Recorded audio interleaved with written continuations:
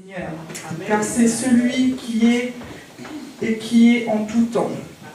C'est lui l'omnipotent, l'omniprésent et l'omniscient dans notre vie. C'est pour cela que nous sommes là, pour élever son nom encore ce matin. Nous allons couper nos fronts pour encore prier et remettre toutes choses entre les mains de Dieu. Seigneur Jésus, merci Père éternel. Nous voulons vraiment remettre toutes nos pensées entre tes mains. Nous prenons autorité maintenant sur toute pensée captive et nous les ramenons à l'obéissance de Christ maintenant dans le nom puissant de Jésus. Merci Seigneur Jésus parce que c'est toi encore qui prends le contrôle, Seigneur Jésus, de tout ce temps de culte et d'adoration qui est là que pour ta seule gloire, mon Dieu, mon roi. Merci Jésus parce que tu es venu encore pour donner ta vie pour nous afin que nous ayons la vie en toi, Jésus-Christ. Merci Jésus, toi le roi de gloire, le Seigneur des seigneurs. Seigneur, nous nous abandonnons entre tes mains. Sois loué Jésus, sois glorifié. Amen. Amen. Nous allons prendre le psaume 138.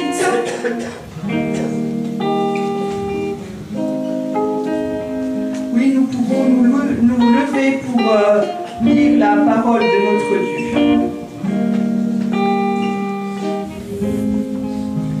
Je te célèbre de tout mon cœur. Je chante tes louanges en la présence de Dieu. Je me prosterne dans ton saint temple et je célèbre ton nom à cause de ta bonté et de ta fidélité, car ta renommée s'est accrue par l'accomplissement de tes promesses. Le jour où je t'ai invoqué, tu m'as exaucé, tu m'as rassuré, tu as fortifié mon âme. Tous les rois de la terre te loueront, ô Éternel, en entendant les paroles de ta bouche. Ils célébreront les voies de l'Éternel, car la gloire de l'Éternel est grande. L'Éternel est élevé. Il voit les humbles et il reconnaît de loin les orgueilleux. Quand je marche au milieu de la détresse, tu me rends la vie. Tu étends ta main sur la colère de mes ennemis et ta droite me sauve. L'Éternel agira en ma faveur. Éternel, ta bonté dure toujours. N'abandonne pas les œuvres de tes mains. Gloire à toi, Seigneur Jésus. Gloire à ton nom. Nous allons vraiment venir louer notre Dieu. Nous sommes là pour le louer, l'adorer, pour tous ces nombreux bienfaits qu'il fait dans nos vies. Il y a vraiment personne comme Jésus. Il y a vraiment personne comme Jésus. Il y a vraiment personne comme Jésus. Il y a vraiment personne comme lui. Marcher, personne, personne. Aujourd'hui je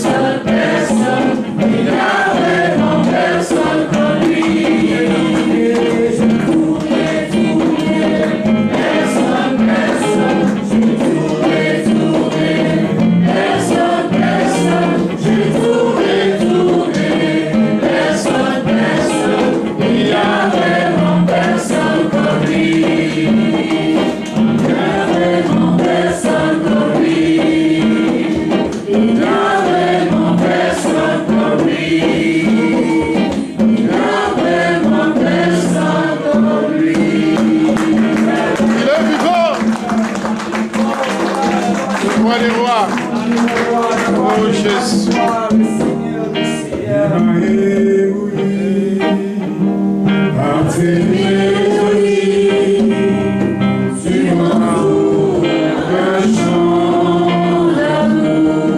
Oh Jésus.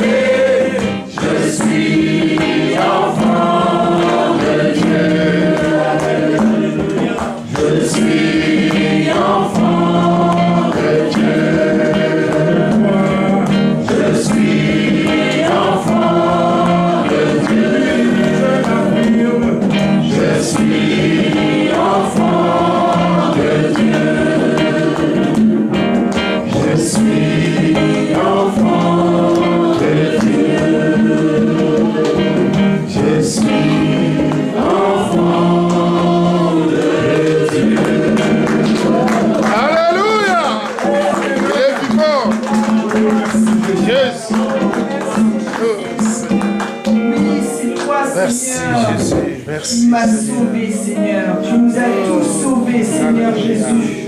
C'est pour cela, oui, tu nous noies dans cet amour, Seigneur, parce que tu as donné ta vie à la croix. Quel acte d'amour que tu as fait pour nous, qui nous étions pécheurs.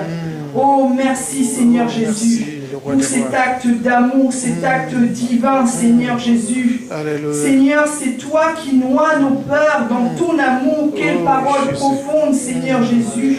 Merci, Jésus. Nous voulons encore prier pour toutes les peurs qui peuvent nous envahir et nous voulons les noyer dans l'amour de Christ encore ce matin et proclamer que nous sommes enfants de Dieu. Alléluia. La peur n'a pas de place dans nos vies. Peu importe ce que l'ennemi veut te dire, Alléluia. la peur n'a pas de place dans ta vie ce matin. Alléluia. Peu importe les circonstances, merci, la peur n'a pas de place dans ta vie. Oh, nous allons proclamer Oh Jésus. Oui, la grandeur. Merci, nous allons Seigneur, proclamer la longueur, la largeur, la hauteur et la profondeur de l'amour de Dieu pour nous. Ce qui fait que la peur se noie dans cet amour-là, qui est la grandeur, oh, qui est l'amour qui est plus profond que notre Dieu, qu'on n'a pas d'autre comme ça. Nous allons vraiment prier maintenant et renverser les forteresses de la peur pour les ramener à la moyenne de l'amour de Dieu. Maintenant, le roi des rois, le tout-puissant, le Seigneur des seigneurs, que tu es Seigneur. Oh, tu es au-delà de tous mes pensées, oh notre Dieu. Oh Père, merci Seigneur, car le diable n'a aucune place dans mon cœur au nom puissant de Jésus-Christ. Oh Seigneur, que tu prennes encore place dans mon cœur. Restaure encore ma vie. Oh notre Dieu Seigneur, que Saint-Esprit de Dieu, que tu remplis encore mon cœur dans la joie, dans la paix, dans la grandeur que tu es Seigneur Jésus. Oh Yahweh, le roi des rois, que tu es Père, merci. Le Dieu tout-puissant que tu es. Oh Seigneur, règne encore dans mon cœur, règne encore dans mon âme Seigneur. Chaque jour Seigneur, donne-moi encore la force d'avancer jour au jour, de crier Seigneur. Oh notre Dieu, car c'est toi Seigneur, je me confie à toi, parce que je sais l'éternel des armées, celui qui est à moi, est plus puissant que celui qui est dans le monde des ténèbres. Oh notre Dieu, le tout-puissant, Seigneur, marche encore avec moi ce matin, Seigneur. Oh, tous les jours de ma vie, oh notre Dieu, que je me confie à toi, je m'attache à toi, parce que tu es le seul Dieu, Seigneur, qui j'exerce, je compte sur ma vie. Oh notre Dieu, Seigneur, tu es le seul Dieu Elohim, le roi des rois. Oh, Jésus-Christ de Nazareth. Père, merci Seigneur. Sois glorifié Seigneur. Alléluia. Tout est bien fait Seigneur Jésus, mon roi. Et nous allons encore invoquer, avant de prendre son chant, que Seigneur soit visité, nous allons invoquer maintenant la présence du Saint-Esprit. Nous allons tout simplement lui dire bonjour Saint-Esprit. Bonjour Saint-Esprit. Sois le bienvenu dans nos cœurs maintenant. Alléluia. Sois le bienvenu ce matin dans nos vies. Bonjour Saint-Esprit. Oh Jésus. Merci pour ta présence au milieu de nous. Bonjour Saint-Esprit. Car c'est toi encore qui vas accomplir de grandes choses et des miracles dans nos cœurs et dans nos vies ce matin. Saint-Esprit, que tu prennes possession maintenant de notre intelligence, prends possession de notre corps, prends possession de notre cœur. Saint-Esprit, que tu puisses agir puissamment. Viens nous visiter, Saint-Esprit. Gloire à toi, Saint-Esprit. Gloire à toi, Jésus. Alléluia.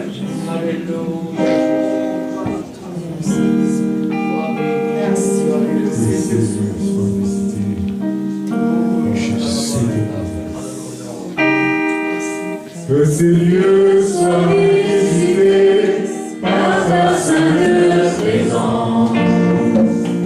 Que ces lieux soient alignés par le vent de ton esprit. Lève-toi de ton Seigneur et descends au milieu de nous. Notre esprit nous met en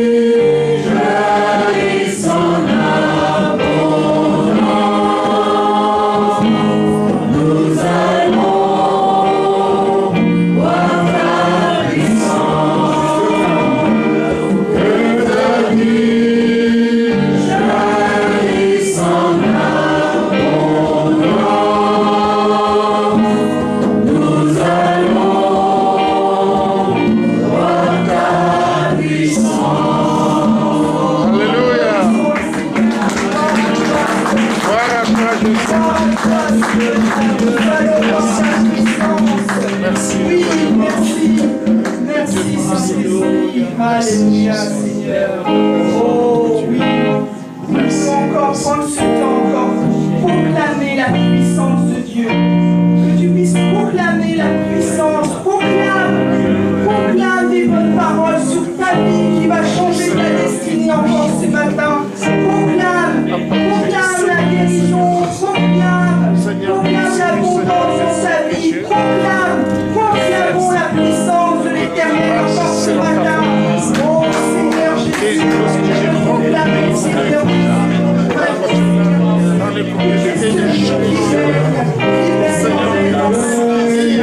ceux qui sont là-bas, oh notre Dieu, tu es le tout-puissant, le roi des rois. Oh Jésus, merci Seigneur, tu es le seul Dieu, Seigneur. Donne-moi la puissance, permis Seigneur, les anges, venez à l'église, venez t'adorer, te louer Seigneur. Je te laisse tout parce que Dieu seul qui parle, Dieu seul qui change tout, Seigneur, sérieusement, Seigneur, que je puisse ramener ici, chaque mardi, tu manges à l'église, notre Dieu, le puissant Seigneur, si c'est toi qui nous donnes, qui encore qui peut nous aider, Seigneur, parce que c'est toi qui es notre Dieu, sans le roi des rois, Seigneur. Et moi je sais, Seigneur, que ce matin, Seigneur, je lève ma voix pour parler à mon Père, que mon Père puisse me répondre sur cette voix. Oh Jésus, ouvre ton cœur, Seigneur, Dieu tout seul, sans se battre, oh mon Dieu, je sais que tu feras pour moi, Seigneur, parce que je suis de toi, oh Jésus-Christ, le roi des rois. Oh Jésus, je t'adore, Seigneur, parce que tu es le seul Dieu. Tu es le seul Dieu, Seigneur. J'ai mon héritage près de toi, Seigneur. Je le toi, Seigneur, je t'ai demandé parce que c'est toi qui m'as mis sur la terre. Oh Jésus-Christ, le tout-puissant, le l'humanité. Oh Jésus, Amen. Alléluia.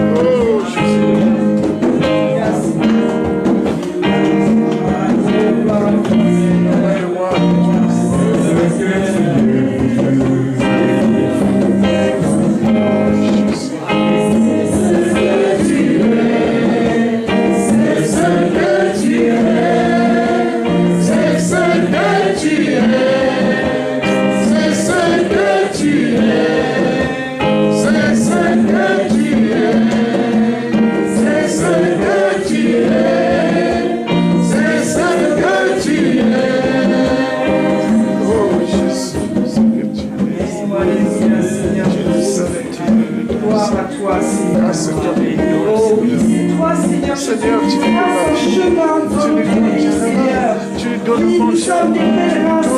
donnes c'est toi, Seigneur, lorsque nous rencontrons des chemins épineux, Seigneur, tu nous portes, tu nous donnes la force d'avancer, Seigneur. Et même si ce chemin est tortueux, Seigneur, tu nous fais avancer, tu nous donnes un parcours, Seigneur, tu nous portes à travers tes anges avec ta puissance du Saint-Esprit. Oh, merci, Seigneur, parce que tu nous précèdes en tout temps, Seigneur Jésus. Oui, Seigneur, tu opères des miracles, Seigneur Jésus, dans nos vies. Oh, merci, Seigneur, pour tous les miracles que tu as déjà opérés dans ma vie, pour tous les miracles que tu as déjà opérés dans la vie de mes frères et sœurs, pour toutes les guérisons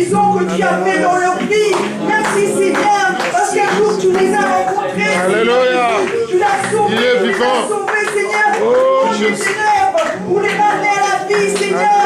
Merci parce que le plus grand miracle, c'est toi, Jésus, sur la croix. Alléluia. Oh, merci Jésus, parce que c'est toi, Seigneur Jésus, qui opère des miracles dans nos vies, Seigneur. Merci Jésus pour toute ta grandeur, ta magnificence, ta puissance dans nos vies, Seigneur.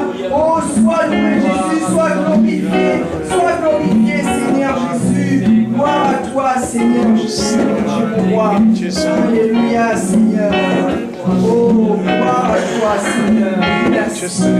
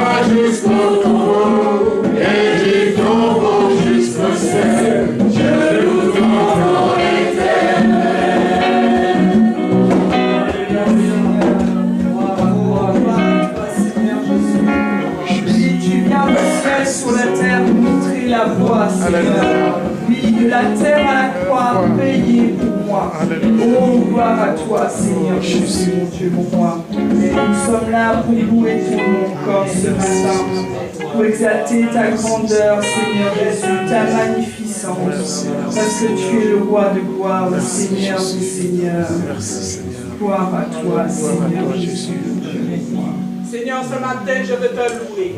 Je veux te louer parce que tu es un Dieu de louange. Alléluia. Parce que tu es un Dieu de beauté, un Dieu de fidélité, un Dieu d'amour. Seigneur, ce matin, ma bouche ne reste pas fermée. Alléluia. Parce que je sais, tu as dit, mon enfant, loue-moi tout temps, tout heure, tout heure. Amen, amen, alléluia. Papa, c'est pourquoi ma bouche ne reste pas fermée. Et je dis que Dieu est Dieu, il fait ce qu'il veut dans les cieux et sur la terre. Et en ce matin, papa, je te loue, je t'adore, papa, je te loue en tout temps. Quel que soit, dans la maladie, dans les épreuves, dans les difficultés, dans la joie, je te loue.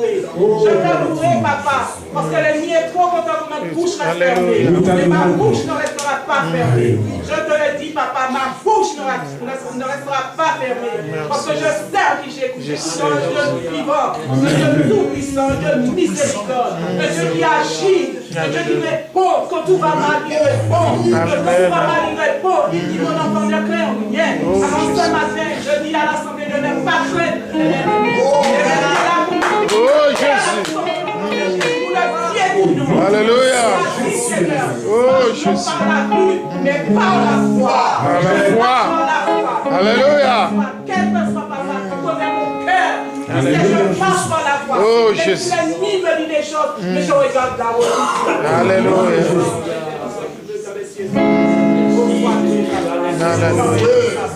Sois adoré par lui, sois exalté par lui, sois glorifié par lui. Au nom de Jésus.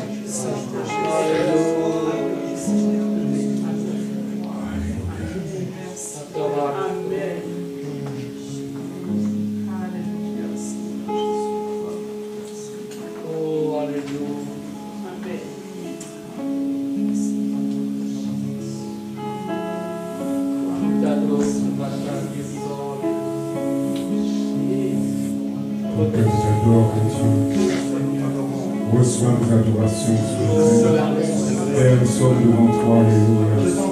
Nous sommes là, Père, oh Jésus.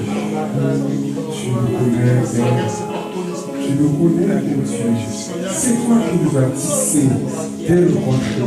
Alléluia. Tu connais nos Jésus, ton nom, Père. Oh Jésus, ce nom que tu nous as donné, alléluia. Oh Jésus, alléluia. Nous te disons gloire. Gloire à toi, Seigneur. Merci, Seigneur. Merci pour la puissance. Merci pour Jésus. Merci pour le sang de Jésus. Merci pour le corps de Seigneur. Merci parce que tu es venu à nous. Alléluia. Merci parce que il ne nous empêche pas de penser, Seigneur. Il a des pensées pas d'adorer. Merci pour ce développement, alléluia, que tu nous as donné, Père Jésus. Nous t'adorons, alléluia. Nous bénissons, merci. Merci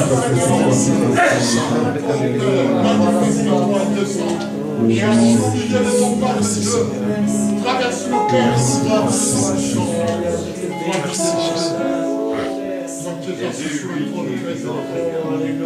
Merci Seigneur que tu es venu nous chercher.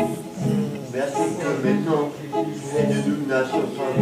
Et Seigneur, transforme les vies, transforme les cœurs. Et par les épreuves, Seigneur, nous allons. Merci pour ce que tu as préparé pour chacun. Merci pour ce que tu fais en nous. Pour les transformations que tu opères et pour les formations que tu fais en nous. Merci Seigneur. C'est des fois douloureux, mais c'est pour ta gloire. Et merci pour ce que tu vas faire encore dans nous. Tout ce que tu vas faire encore. Merci que l'ennemi tremble qu'on proclame ton nom. Amen, amen, amen, amen. Nous sommes ton peuple, nous sommes ton armée. Nous agissons, que ta gloire se proclame, et que l'ennemi tremble. Parce que c'est une nation qui est contrôlée par l'ennemi. Et ils n'ont plus le choix de fuir et de proclamer. Amen, amen, au nom de Jésus. Que tu vas dire encore. Merci. Merci Seigneur. Je te rends grâce.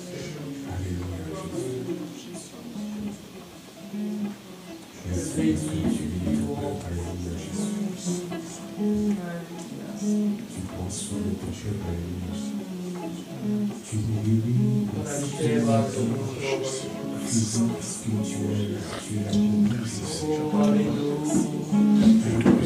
Tu as pris, c'est si bon, c'est si bon, c'est si bon,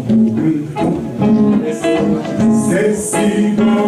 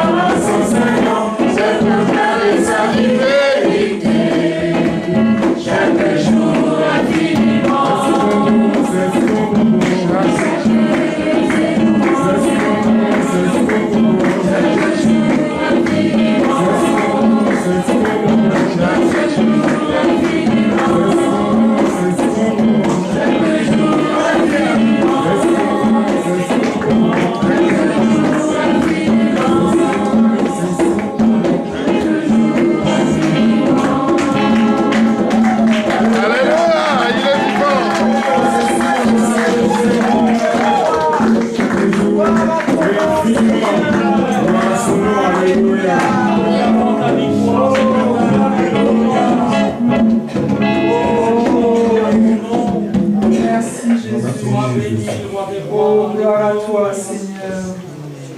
Nous allons prendre un temps, c'est le moment de la Sainte Seine. Nous allons prendre Marc 14 au verset 22.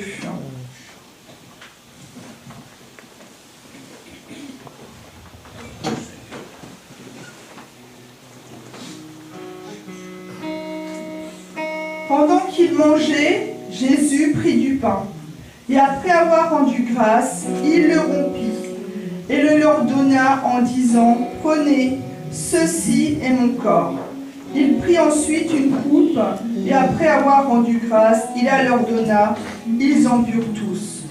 Et il leur dit, « Ceci est mon sang, le sang de l'alliance qui est répandu pour plusieurs.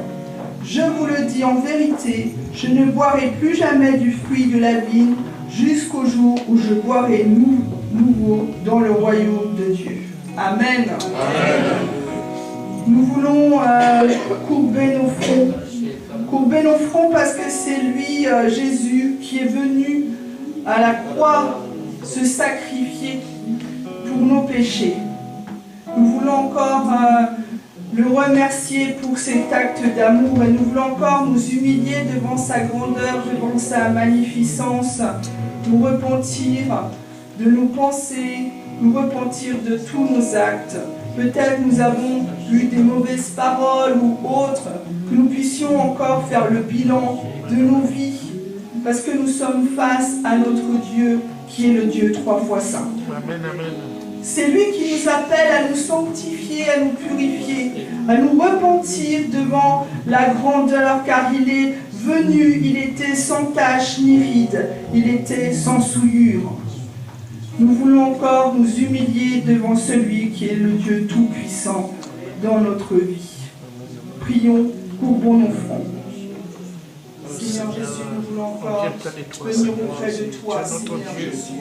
Tout-Puissant, le roi des rois, Seigneur, Seigneur. tu es venu, Seigneur, sur la croix, Seigneur, à travers ton sang, Seigneur, que tu as coulé à la croix, voici le sang qui représente et le vin qui représente les symboles du sang, Seigneur. Merci, On a fait Seigneur, alliance avec toi, Seigneur, car à la croix, Seigneur, tu as donné ta vie. Pour nous, Seigneur, pour l'humanité, Seigneur, Jésus-Christ, Seigneur. Seigneur, tous les organes qui sont dans mon Seigneur, corps, change encore tout ce qui est en moi, Père, entier, que je Seigneur, sois purifier toutes mes cellules, Seigneur, jusqu'à la Dieu, parce que tu es profondeur le de ta roi des rois. Partout ce que dans mon corps, afin de me dans laver, de Seigneur, me purifier, que tu puisses Seigneur, purifier, totalement changer par tout ton sang précieux, Seigneur, parce que tu es le seul ton Dieu sang qui précieux puisse peut me transformer, laver, oh purifier, Jésus-Christ. purifier Oh toute la Seigneur, parce que profondeur tu es de dans mes moi, dans mon entrailles, corps, de mes oh cellules, Seigneur. maintenant, Tu dans le nom représentes puissant de Jésus. moi, oh, le roi Merci, des rois. Seigneur. Tu es le seul Dieu du Gloire à Tout-Puissant, toi, dans Seigneur le nom puissant de Jésus-Christ. Je demande à notre sœur Florentine de prier pour le pain et le vin. Seigneur Jésus, nous te disons merci pour ce pain qui représente ton corps que tu as sacrifié à la croix pour nous.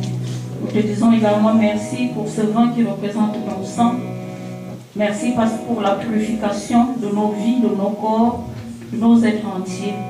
Que ton nom soit élevé ce matin encore au nom de Jésus. Amen.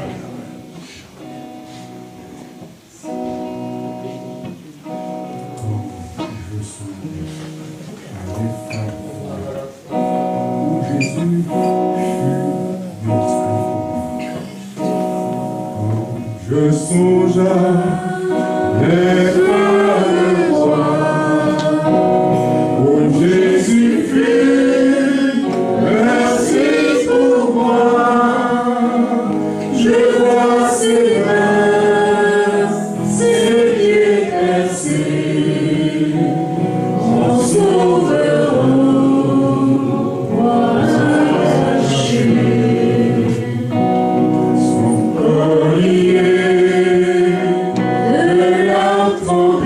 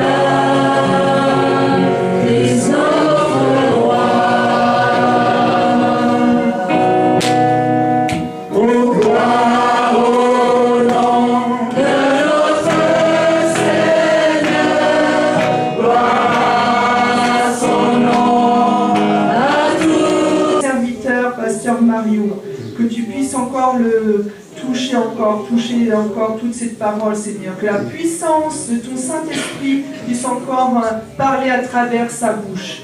Merci Jésus. Parce que tu le dis, ta parole est une double épée à double tranchant, Seigneur Jésus. Merci, parce que c'est toi encore qui va toucher nos cœurs, qui va toucher la profondeur, Seigneur, de notre intelligence, Seigneur Jésus. Que nous puissions comprendre, Seigneur Jésus, la profondeur et la longueur, la largeur de la parole que tu vas encore pouvoir nous parler encore ce matin, Seigneur Jésus. Que cette semence, Seigneur, puisse toucher nos cœurs et nos vies.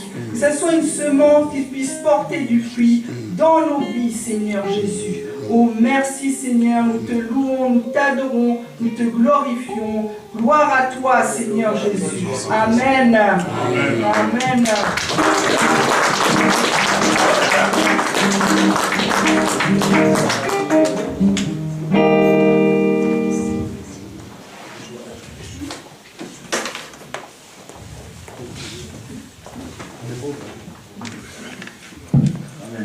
Vous pouvez vous asseoir.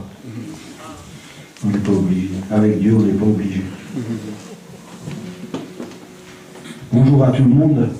Bonjour. Soyez tous bienvenus dans la maison de notre Seigneur, celui qui est vivant.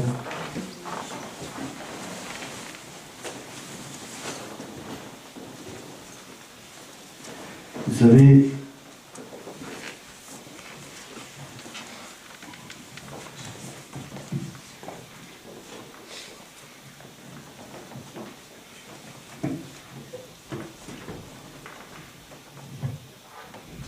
Dieu connaît nos cœurs.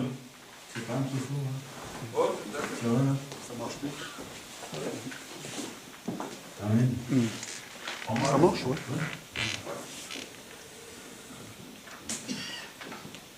Oui, je voulais commencer par vous dire que Dieu connaît notre cœur. Il me semblait que c'était important qu'on puisse se rappeler. Peut-être on a tendance des fois à oublier que Dieu voit vraiment et voit réellement comment nous sommes. Devant les hommes, on peut se cacher, mais devant Dieu, il voit toutes choses. Et c'est important de mesurer cette dimension quand on veut parler de l'offrande, hein, de reconnaissance. Hein, parce que l'offrande de reconnaissance, ça part d'un principe, c'est de connaître celui à qui on donne cette offrande. Hein.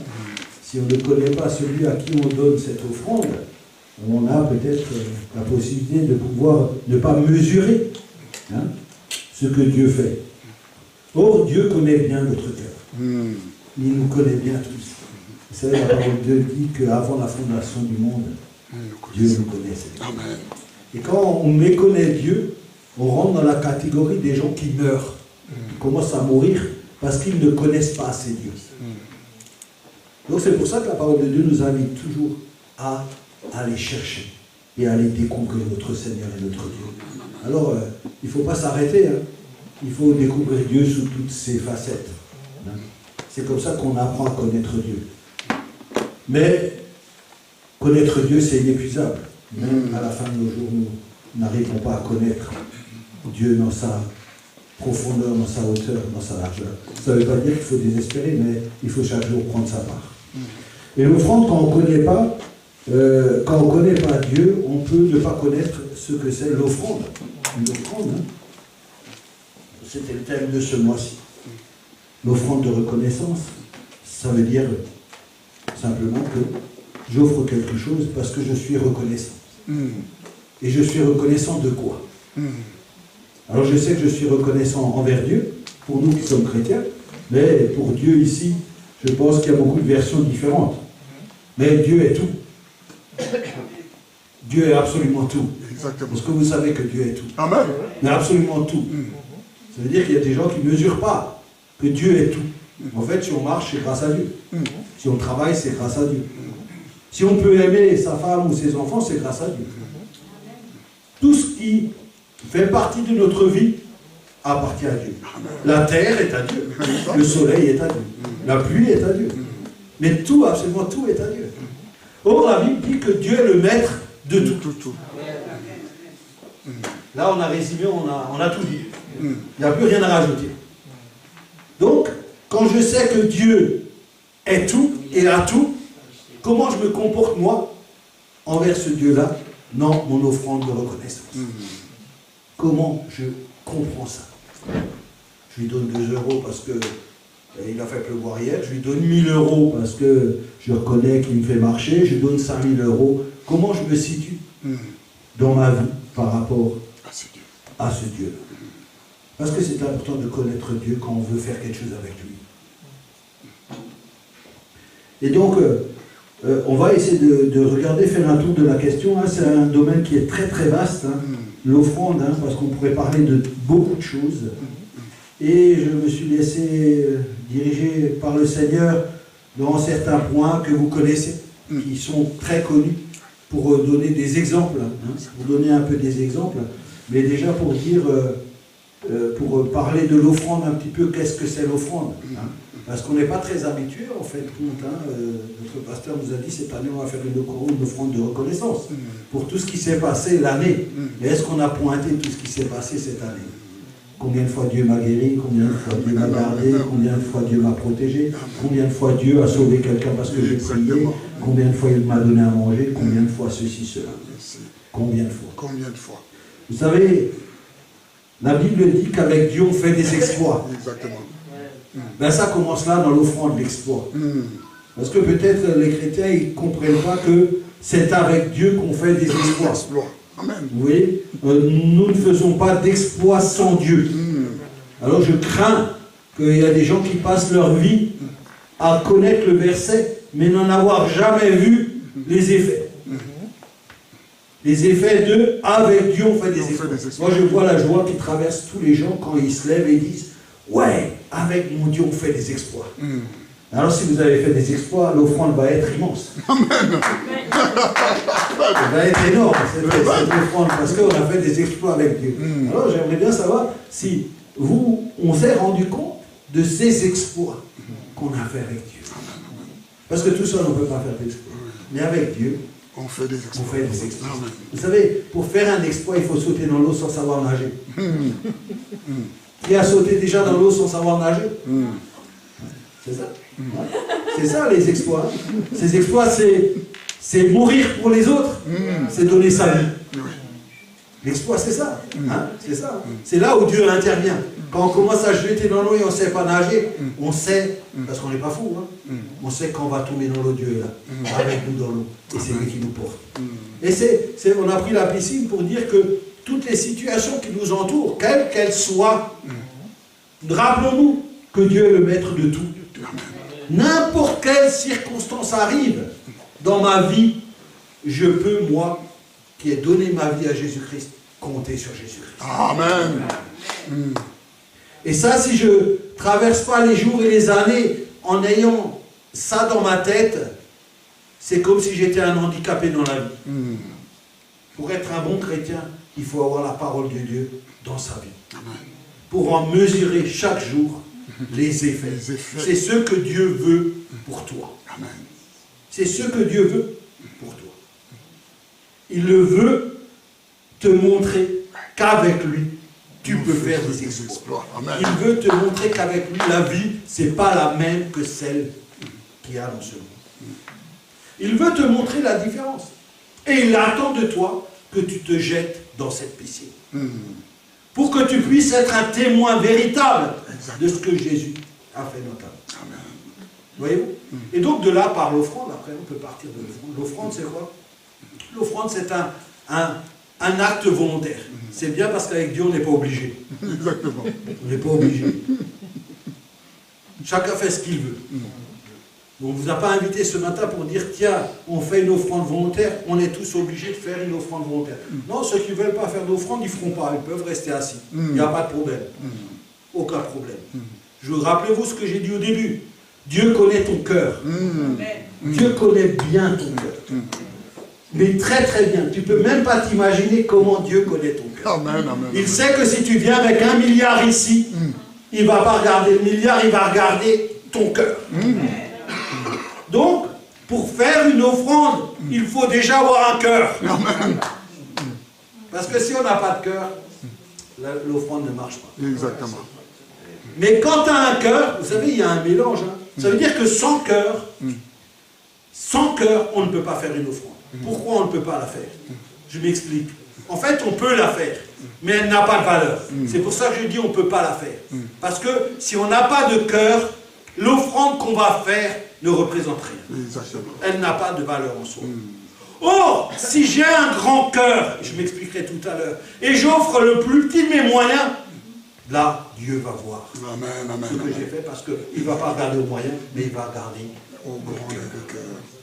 Donc nous voyons que l'offrande, c'est un acte volontaire, mais qui ne dépend pas de mes moyens, mais d'abord de ma relation avec Christ.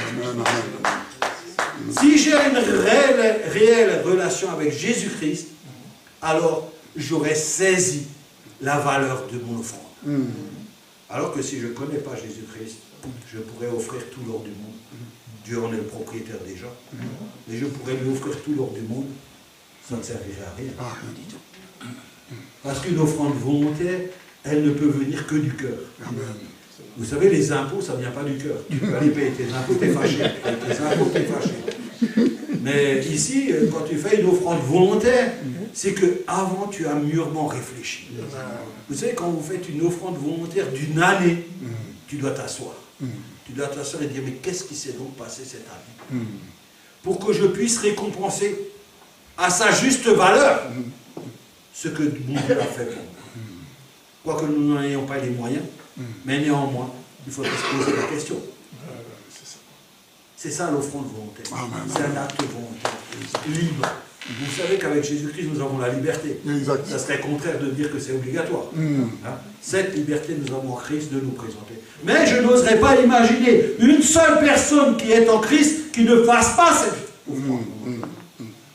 Parce que celui qui est en Christ connaît Christ. Il sait que Christ c'est le chemin, la vérité et la vie. Et nous allons voir combien il est la vie. Combien il est la vie. Donc, l'offrande, on vient à l'église, on offre une offrande chaque année, mais cette offrande, on peut l'offrir quand on veut. Il n'y a pas de règle à dire, je vais l'offrir cette année pour toute l'année entière. Je vous encouragerai tous, à chaque fois que vous faites des exploits dans la vie, de venir et d'offrir une offrande à Dieu. Une offrande que personne ne doit savoir, une offrande que vous connaissez, que Dieu connaît. C'est l'essentiel. Le reste, ce n'est pas important. Mais néanmoins, de prendre acte, parce qu'on a tellement l'habitude de croire que Dieu, il fait plein de choses et on lui dit jamais merci, on n'est jamais reconnaissant, comme s'il avait tout. Oui, Dieu a tout, il n'a pas besoin de notre offrande. Mais nous ne le faisons pas pour l'enrichir, Dieu. Dieu est riche. Exactement. Nous lui montrons que nous avons pris quelque chose de cher et nous lui avons donné. Parce que nous avons compris ce qu'il avait fait pour nous. C'est comprendre, vous savez, c'est comme si tu as un cancer général, tu vas chez le médecin, et moi j'avais entendu ça à l'époque, et ce cancer, et ce docteur il t'opère, et puis voilà, et puis un jour tu es guéri. Et là tu dis, purée, le gars, je vais aller le voir, je vais lui dire merci, je vais lui dire combien il a été. Il y a combien de gens qui font ça, qui vont remercier le médecin quand ils sont guéris. Mais ils ne remercient pas Dieu. Ils ne savent pas que c'est Dieu qui avait tenu la main du médecin, donc elle ne tremble pas. Donc nous avons beaucoup plus fort que ces gens-là qui nous ont Exactement. Maudit soit l'homme qui se confie en l'homme. Or, nous ne nous confions pas en l'homme, mais nous nous confions en l'Éternel. Quand nous prions et nous avons des témoignages qui viennent, ah ouais, j'avais des mégastases et maintenant j'en ai plus. Mais tu devrais courir chez Dieu. Lui dire, Seigneur, merci, parce que tu as enlevé tout ça de ma vie. Mais tu ne devrais pas venir les poches vides. Parce que si tu connaissais Dieu, tu saurais que pour ce moment-là, Dieu avait rempli déjà tes poches. Et peut-être tu les as utilisées pour faire autre chose. Parce que tu n'as pas compris la parole de Dieu. Or, ce matin, on va la comprendre. Sous divers exemples, on va essayer de comprendre que Dieu, quand il veut quelque chose, vous savez, Dieu fait des provisions. Dieu provisionne. Vous savez, dans un bilan, vous ne connaissez peut-être pas, mais dans un bilan, moi j'ai fait le bilan de mon entreprise, on a des prud'hommes. Quand on a des prud'hommes, ça veut dire que c'est une affaire qu'on devra payer peut-être à un moment donné. Donc comme on ne sait pas si on va la gagner ou la perdre, on va la provisionner. Ça veut dire on prend le montant et on le met de côté. Pour qu'au moment où on arrive, la provision soit là. C'est quand on ne veut pas couler une entreprise, on provisionne tout. Comme ça, quand les choses arrivent, on a les moyens de les payer. Et Dieu, c'est un maître de la provision. Un maître absolu de la provision. Il inégalable tellement ce Dieu-là provisionne. Et si je vous donne un exemple, parce qu'à un moment donné, on voit l'offrande dans l'Ancien Testament. On verra que, vous connaissez tout ça, comment le peuple d'Israël a été créé. Ils sont allés, il y avait Joseph qui était en Égypte, il a invité sa famille à venir, ils sont allés habiter au pays de Goshen. Et ces Israélites, à ce moment-là, ils étaient pauvres, ils n'avaient rien. Ils n'avaient rien du tout. Et vous savez, Dieu savait déjà qu'à un moment donné, ils allaient construire le temple, avec tout ce qu'il fallait. Avec, vous savez, quand vous commencez à lire avec les tissus en pourpre bleu, l'or, tout ça. Mais cet or et toute cette richesse, elle devait venir de quelque part. Exactement. Mais quand les Israélites sont sortis du pays, ils ne sont pas sortis pauvres. Exactement. Dieu avait déjà fait la provision. Oui. Il avait déjà provisionné le plan. Il avait déjà anticipé que tout cet argent qu'ils allaient emmener allait servir à construire. Vous voyez, Dieu avait fait des provisions. On ne croit pas, mais Dieu provisionne dans ta vie. Il provisionne tes futures offrandes. C'est la vérité. Je ne vous mens pas. C'est la vérité. Si vous suivez bien l'exode, vous allez voir que c'est comme ça que ça se passe. L'offrande, c'est quelque chose qui coûte. C'est quelque chose, c'est pas quelque chose qui n'a pas de valeur. D'ailleurs, si vous lisez Malachie, vous verrez, Dieu va dire, moi, vous venez m'offrir des bêtes, des agneaux qui sont à moitié, qui ont une patte malade, mais quel respect on a de Dieu quand on va offrir. Ah ouais, ça j'en ai pas besoin, tiens, je vais le donner dimanche à l'offrande, dans le sac. Mais tu ne connais pas Dieu. Tu ne sais pas Dieu qui sait.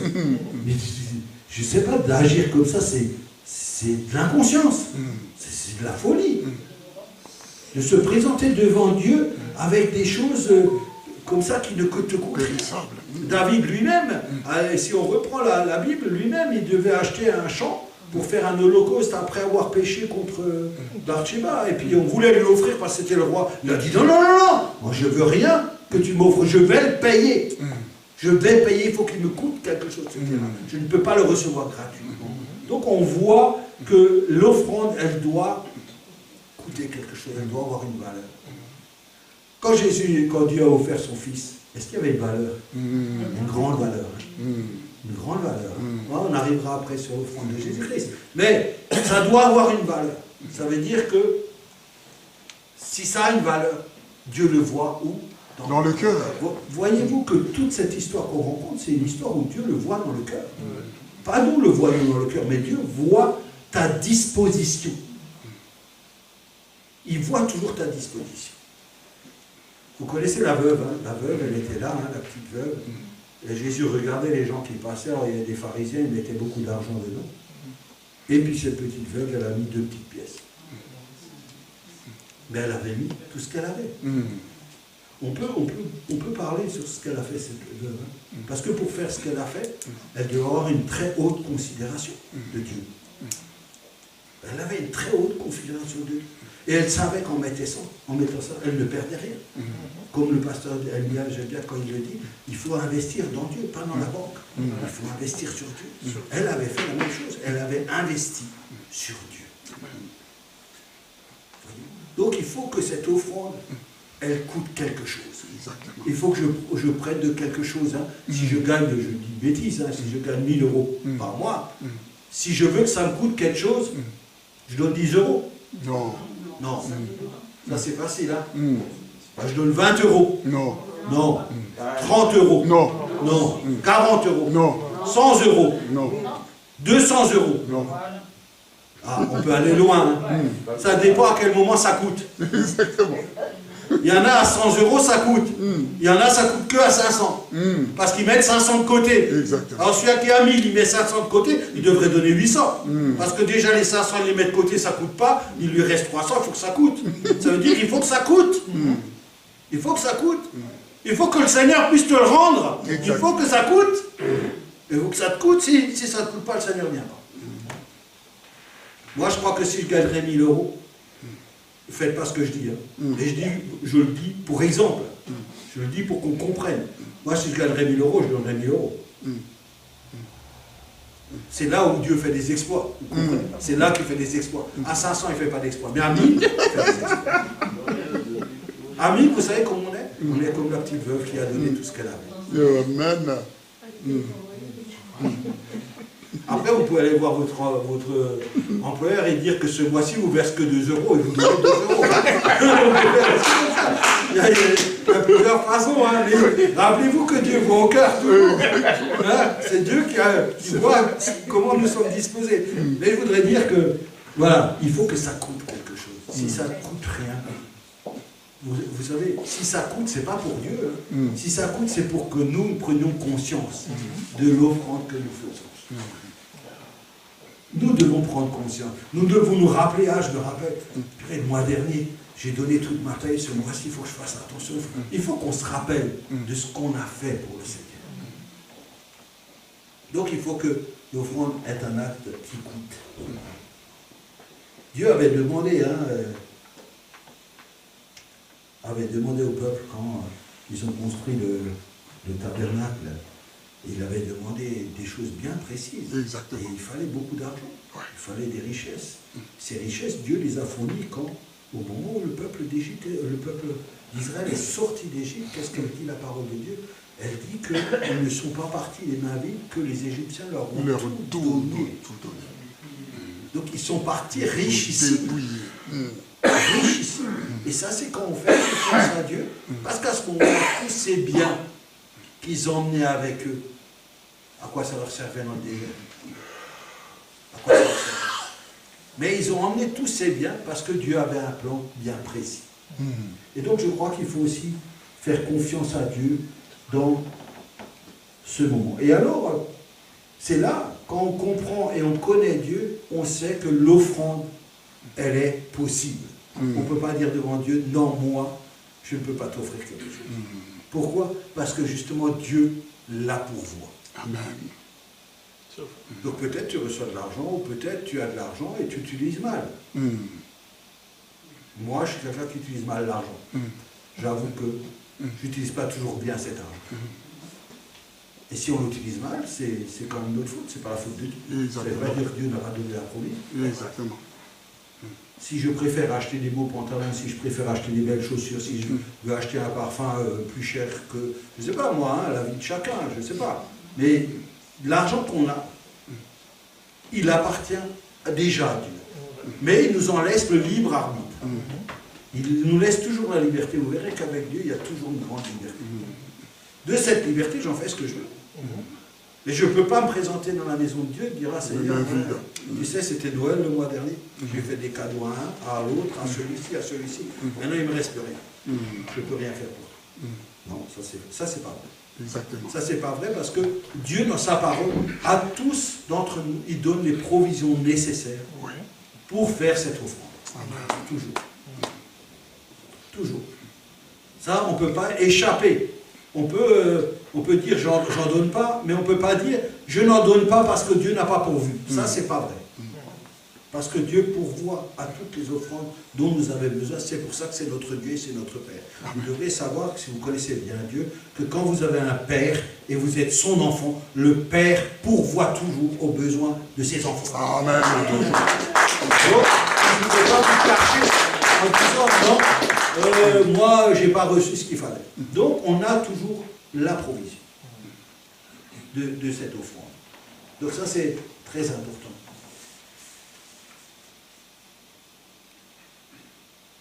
Alors, l'offrande,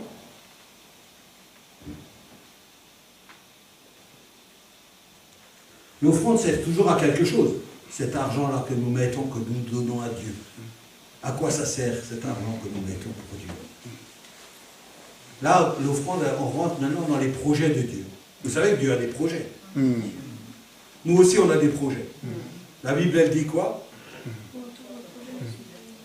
Elle dit quoi? Le cœur de l'homme a plusieurs projets. C'est le destin de Dieu. C'est les projets de l'Éternel qui s'accomplissent. Donc, nous avons des projets, Dieu a des projets, mais pour nous qui sommes chrétiens, c'est les projets de l'Éternel qui s'accomplissent. D'accord? Voilà. Donc, pour faire les projets de l'Éternel, vous croyez que tous les projets de l'Éternel, c'est des miracles de Dieu? Non. Il y a des projets, dont nous sommes à, comment on dit ça, où nous sommes sollicités pour ces projets. Associé. À l'époque, c'était comme ça aussi. À l'époque, tout le monde donnait la dîme. La dîme, c'était 1/10 de son revenu. C'était normal de donner la dîme. Pas seulement à l'époque, aujourd'hui aussi. À l'époque aussi, mais aujourd'hui aussi. Bien récupérer. Je vais venir, mais on va devancer. À l'époque, ils donnaient la dîme, c'était 10% des revenus. Mais cette dîme, elle servait à quoi? Elle servait à quoi à l'époque? À entretenir la maison du Seigneur. Et tout le service, tous les gens, il y avait de nombreux lévites qui étaient là, qui allumaient les cierges, qui s'occupaient eux-mêmes de travailler dans la maison. Donc on voyait que Dieu, dans sa maison, il pourvoit à l'entretien de sa maison, à travers les offrandes qu'on faisait à l'Éternel.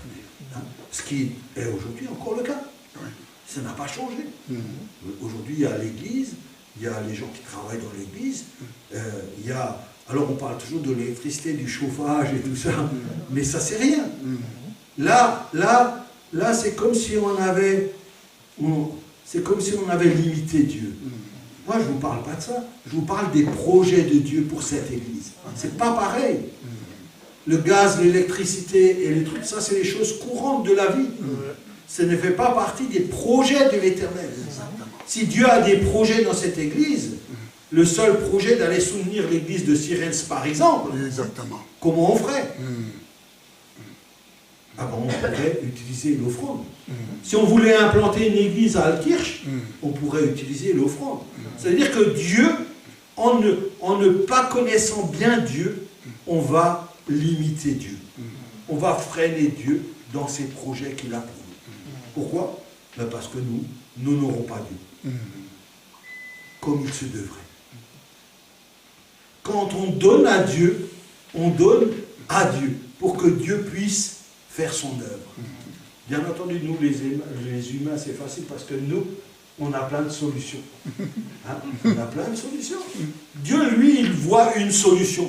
Mais nous, on va se défendre. Mais non, Seigneur, c'est pas grave, écoute, on va faire ça comme ça ou comme ceci, comme cela. On veut toujours éviter ce que Dieu dit. Alors on trouve, c'est ce que l'homme fait toute sa vie, il cherche à proposer à Dieu une alternative, parce qu'il ne veut pas se soumettre à la direction de Dieu. Donc il cherche une alternative. Donc quand Dieu dit, mais mets donc l'offrande là, que cette offrande elle sert à ouvrir l'église demain, ou à un départ de missionnaire, ou à un frère qui a perdu son épouse qui a besoin d'argent, nous on s'est limité, excusez-moi du terme, et ça ne peut que provenir de l'homme, hein, parce que Dieu lui-même ne se limite pas. Exact. Mais si nous on parle de limiter, ça veut dire que nous-mêmes, on a enfermé Dieu dans un carré et on l'empêche de sortir parce que nous avons décidé de faire notre propre volonté. C'est comme ça. Et souvent les chrétiens, ils passent leur vie entière à observer ces choses-là.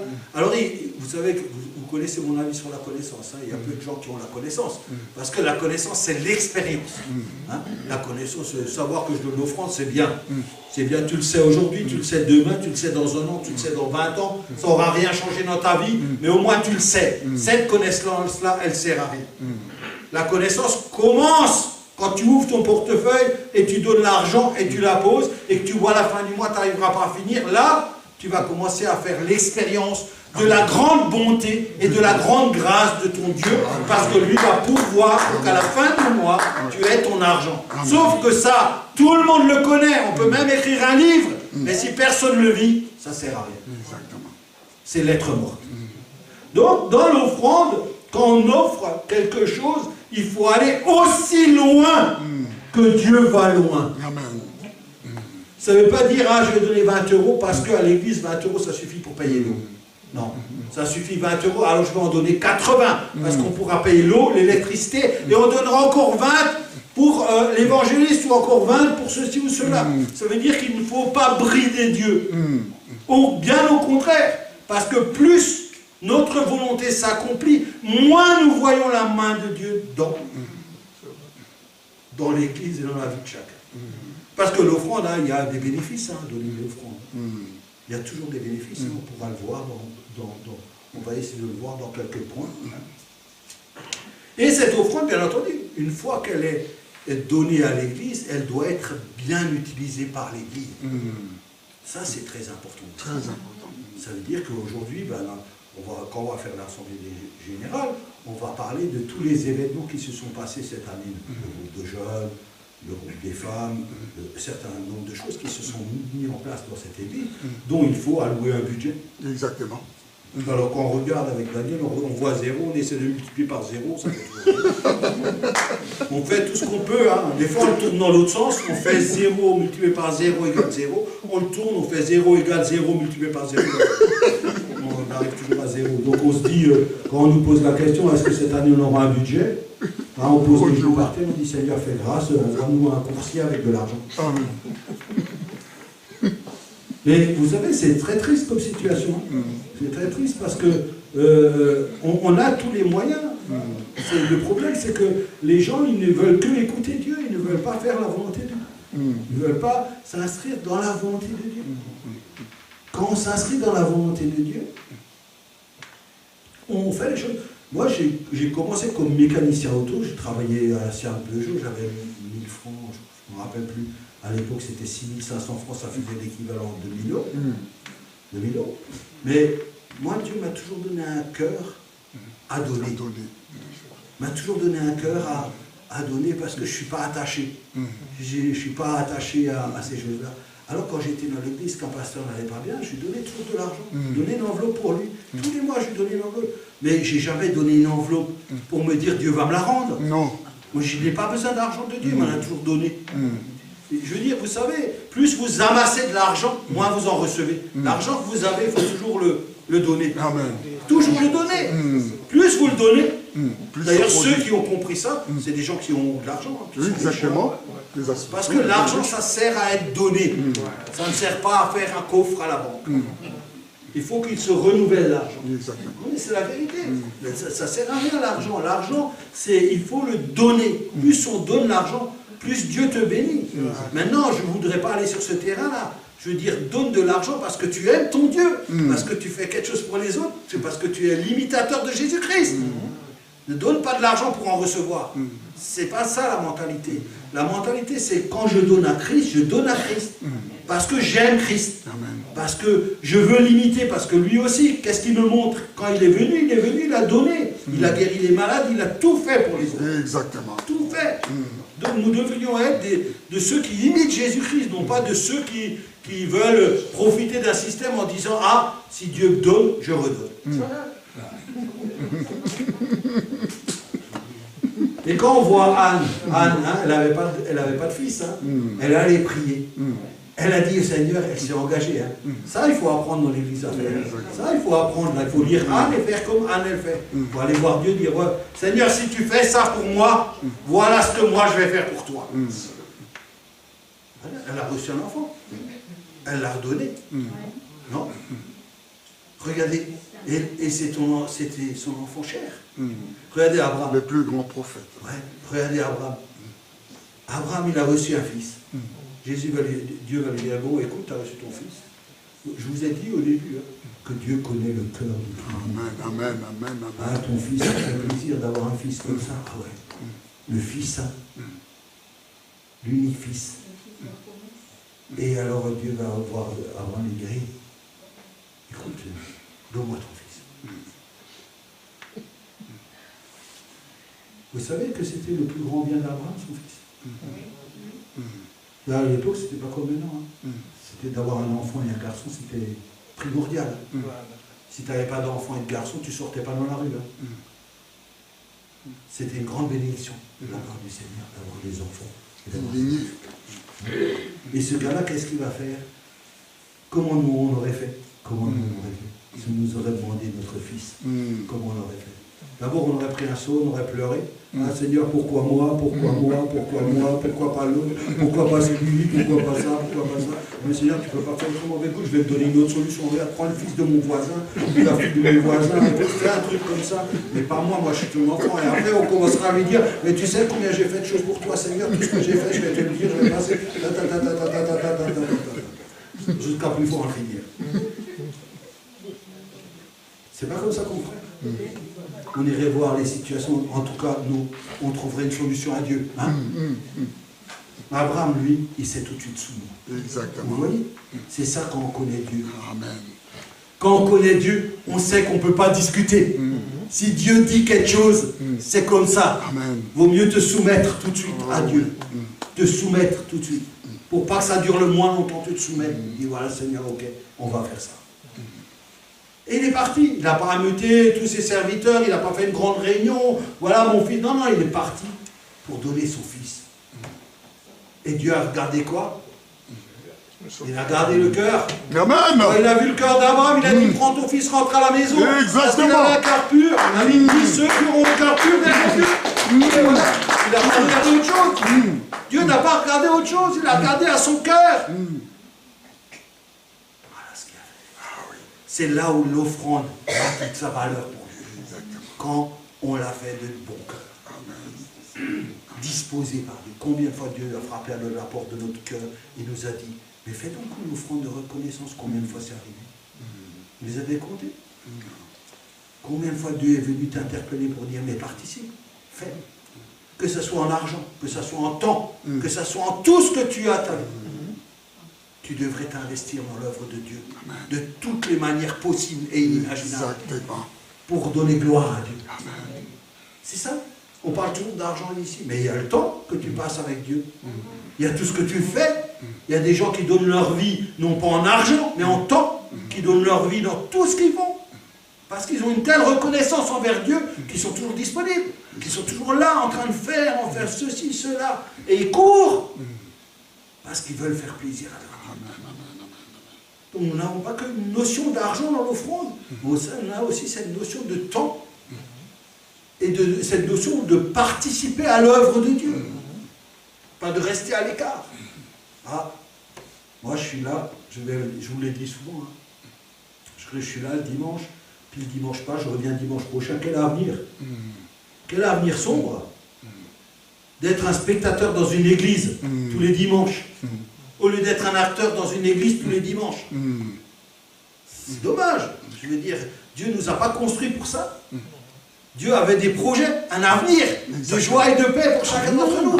Et de ce projet d'avenir et de joie, on l'a déformé. Parce qu'on a une nature mauvaise, parce qu'on n'a pas compris qu'on est encore né de nouveau. Or, toutes les anciennes choses sont terminées. On passe à la nouvelle chose. La nouvelle, c'est j'étais comme ça avant, maintenant je ne le suis plus. Amen. Alléluia. Si avant je ne donnais pas une offrande, maintenant je donne tout. Si avant je participais, maintenant je participe. Si avant j'étais pas bon pour ça, maintenant je suis bon pour ça. Pourquoi? Parce que cette parole, elle m'a transformé. Elle m'a donné une nouvelle nature.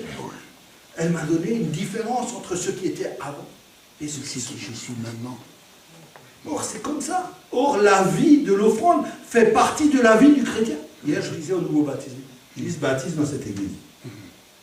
Baptise dans cette église. D'accord? Quand on est baptisé dans une église, la première chose qu'on devrait faire quand on sort de l'eau du baptême, qu'on a tout reçu, on va prendre une feuille et on marque son nom. Je suis membre de cette église. Je m'engage. J'accepte Jésus-Christ. Je me fais baptiser, mais je deviens membre dont va attendre. Non, je vais là-bas. Je vais là-bas. Non, je suis membre dans cette église. C'est un engagement. L'engagement.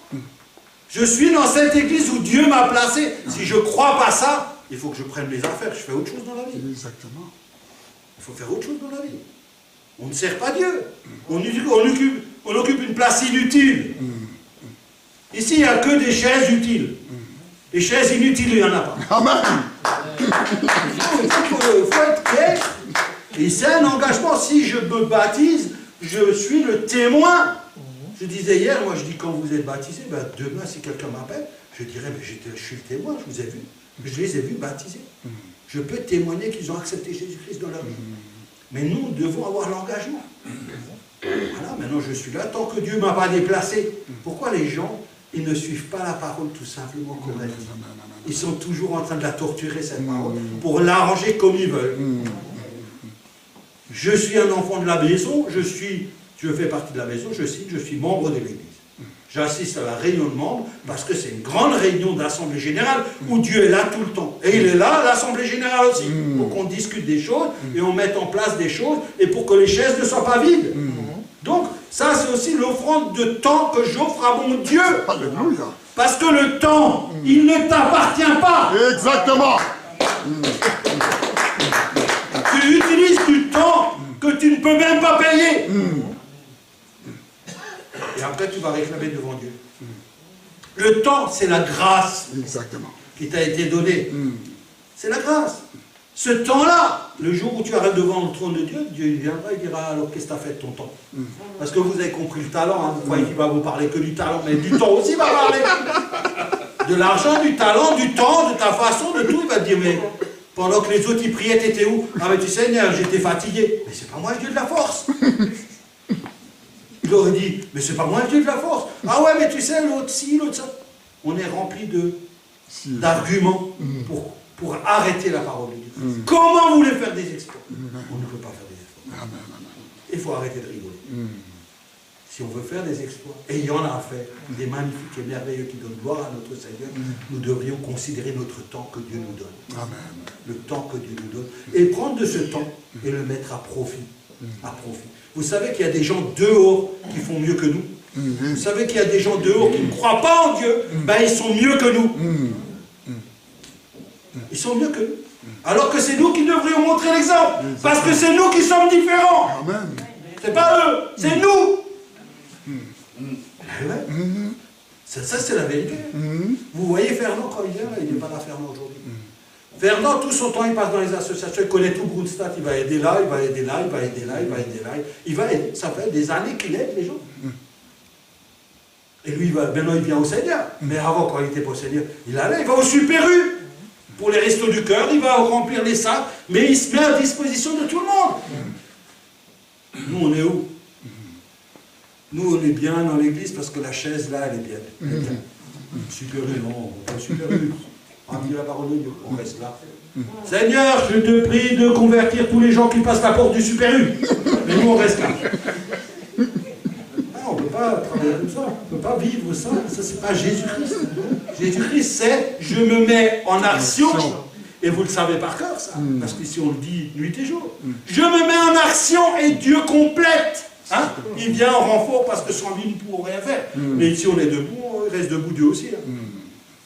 Donc, voyez-vous que l'offrande, on peut l'avoir sur différentes manières, mais l'important de l'offrande, c'est de comprendre qu'elle doit venir du cœur. Qu'elle doit être préparée d'avance, c'est quelque chose de très important. Exactement. Je ne voudrais pas rester trop longtemps là-dessus. Mais si vous avez l'occasion de mettre 50 € dans une enveloppe et de marquer dessus, c'est pour dimanche dans un mois, c'est quelque chose d'exceptionnel. Parce que vous commencez à apprendre à vivre au rythme de Dieu. Amen. Et donc il faut faire comme ça des expériences pour aboutir. Même pendant un mois, elle est là l'enveloppe, il y a 50 € dedans, tu la gardes pour ton Dieu. Même que tu as besoin. Et sûrement quand tu la mettras là, tu vas comprendre que toutes les armées de Satan vont venir pour t'attaquer, pour prendre cet argent qu'il n'arrive pas. Et là, tu pourras encore voir que Dieu fait des exploits. C'est-à-dire, dans ta vie, tu peux tout le temps voir que Dieu fait des exploits. Dès que tu fais confiance à Dieu et que tu t'attends à ce qu'il intervienne, alors tu verras toujours des exploits. Parce que le Dieu, c'est le Dieu des exploits. Alors, je vais prendre encore 5 minutes parce que l'offrande, c'est bien. Quand on n'est pas chrétien, on ne peut pas faire l'offrande. Quand on n'est pas sauvé, on ne peut pas faire l'offrande. Pour faire l'offrande, il faut avoir un cœur pour Dieu.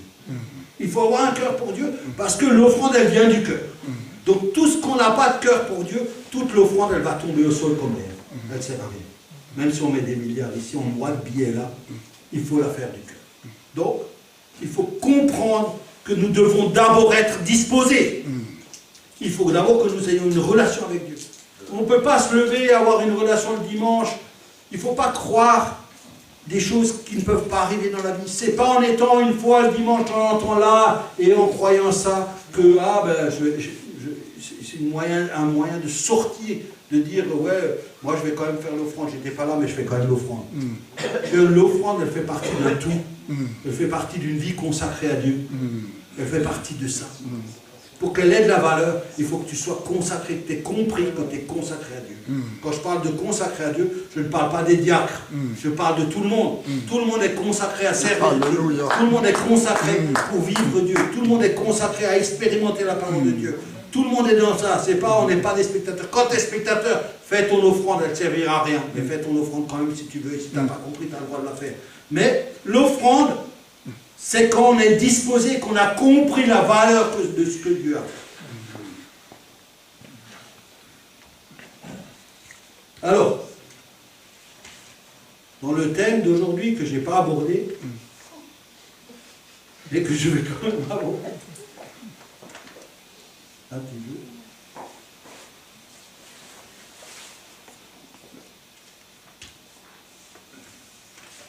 Si je trouve mon papier. Parce que des fois, les papiers, on les cherche.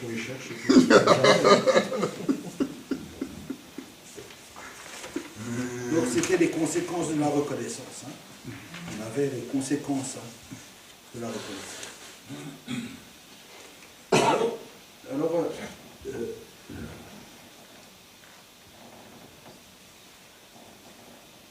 qu'est-ce qu'il dit? On va juste prendre Proverbe 3, verset 9.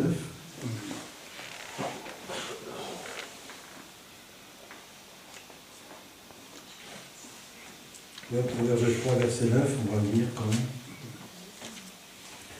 Parce que déjà que c'est dans la parole de Dieu, autant on en profite.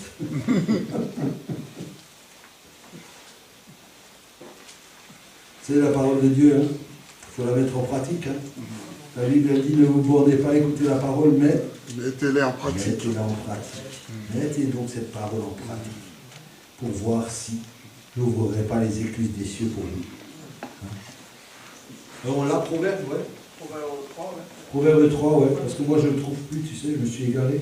Ouais, Proverbe 3, verset 9. Ouais, c'est ça, Proverbe 3, verset 9.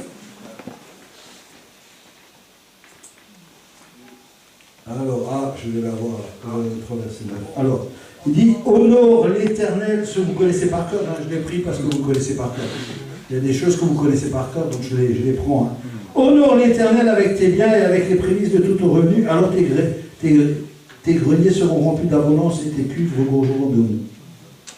Ça, c'est un bon verset, ça fait plaisir à tout le monde parce que ça, c'est là où on parle de l'échange. Hein. Tu me donnes, je te donne. Ça veut dire que si tu me donnes, tu seras récompensé de ce que tu m'as donné. Dieu est quand même bon. Hein. Il te donne de quoi donner et quand tu as donné, il te redonne. Et quand même, c'est quand même fort. Hein. Quelqu'un a déjà vu cette expérience? Non. Non? Il n'y a qu'auprès de lui. L'Éternel donne donc, honore l'Éternel avec tes biens, avec les prémices de tout ton revenu, alors tes greniers seront remplis d'avance. Alors, j'ai pris aussi ce verset parce qu'au-dessus, au verset 6, il y a reconnais-le dans toutes tes voies et il aplanira tes sentiers. Ça, c'est un conseil hein, qui va avec l'offrande. C'est pour donner l'offrande, il faut reconnaître Dieu dans toutes tes voies. Il faut le voir partout dans ta vie. S'il y a un endroit où tu ne le vois pas, il y a un problème. Il doit être présent dans toute ta vie. Dans ta relation avec ta famille, dans ta relation avec l'église, dans ton travail, dans tout ce que tu fais, il faut que tu puisses voir la main de Dieu. Parce qu'elle est là. Elle est là dans tout ce que tu fais. Donc, honore l'Éternel avec tes biens. Voilà. Il n'y a pas, je ne veux pas plus raconter de choses là-dessus, mais je veux dire, voilà, ça veut dire que Dieu dit, ben voilà, tu as des biens, que tu les as acquis, tous ces biens que tu as acquis là, c'est bien. Parce que, je vais vous dire quelque chose, hein, comme le temps n'appartient qu'à Dieu, quand Dieu dit stop, ça s'arrête. Si tu es riche, c'est bête, hein, parce que tu as travaillé en vain, toute cette richesse qui est là, qui stoppe, hein, parce qu'elle reste là, elle ne te suit pas. Il n'y a pas de wagon pour emmener au ciel comme ça. Ça reste là. Hein. Et au lieu de faire l'inverse, il faudrait faire. Dès que tu as des biens, il faudrait les donner. Il faut donner aux gens. Hein. Dieu te donne un conseil de garde rien. Donne tout ce que tu as, parce que le jour où ça s'arrête pour toi, tu ne pourras rien faire. Alors il faut regarder comment Dieu veut faire les choses. Et il faut donner aux gens. Hein. Donc, ça c'était un point que je vais juste le lire parce qu'il allait bien avec. Et donc, les conséquences, on va prendre Psaume 50, 22, 23, c'est le premier verset du lundi 16. Psaume 50, 22, 23, on va lire ce verset et on va voir qu'est-ce qu'il nous raconte ce verset. Pas longtemps. Hein. Pas longtemps.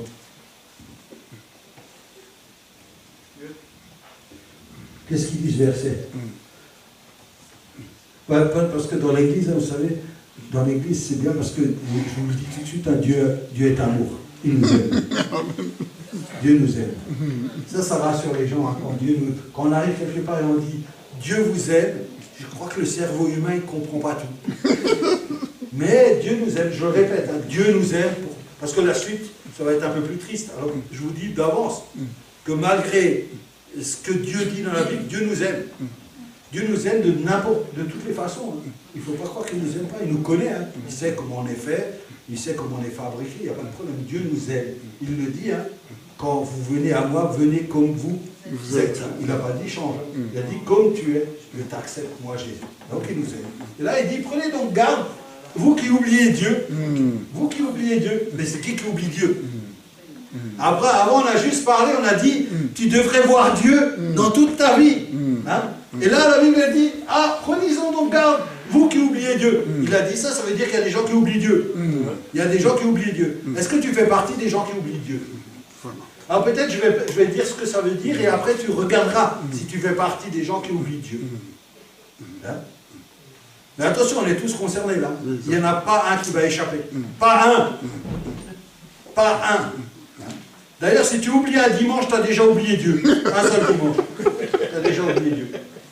Ah ouais, parce que ce dimanche, qui était consacré, prévu pour ton édification, pour le partage avec tes frères et sœurs, tu n'étais pas là. Tu étais peut-être à la pêche, à la plage. Tu étais quelque part, mais tu n'étais pas là.